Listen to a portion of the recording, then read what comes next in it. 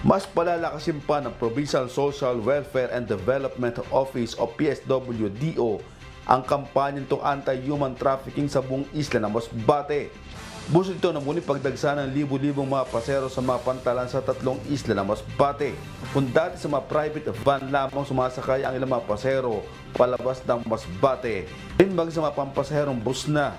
Mula ito napayagan ng pamahalaan palalawigan nitong buwan ng Nobyembre ng nakaraang taon matapos alisin ng Land Transportation Franchising and Regulatory Board o LTFRB ang restriksyon sa health emergency dahil sa COVID-19.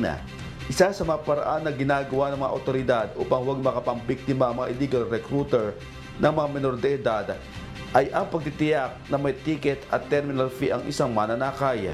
Plano niya ngayong taon na muli mai-reactivate yung partnership or muli mag-table talk kami ng mga partners natin dito sa port para paigtingin pa ang ating kampanya. Hindi lang po dito, sir, sa port ng Masbate. Identification card naman o ID para sa mga menor de edad bago magbiyahe. Kung walang may papakitang ID ang isang menor de edad, iimbitahan ito sa anti-human trafficking upang alamin ang impormasyon. Hindi naman pinahintulutan na makabiyahe ang mga kabataang walang sapat na dokumento oras na mapag-alaman na hindi kamag-anak ang sinamahan ng mga ito. Sa pamamagitan, sir, ng ating patuloy na yung continuous port roundings and monitoring natin sa pasahero, nadidetect natin yung pasahero kung yung mga bata ay minor, may kasama. Possible, tinatanong, ini-invite natin ng maayos. Sa ngayon, sir, ang ginagawa natin, tinatawagan natin ang immediate family, kino-coordinate natin sa MSWDO, and then, yung liable po na maibalik yung bata sa lugar kung saan galing, yung driver po.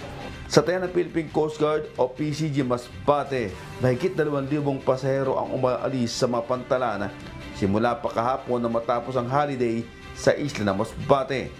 Payag naman ang mga pasahero sa ginagawa ng Anti-Human Trafficking Department sa paghahanap ng ID sa mga menor de edad. Ay mas maganda po yan, mas maigi po kasi para maiwasan po yung mga human trafficking nga na nangyayari sa kahit sa iba na bansa.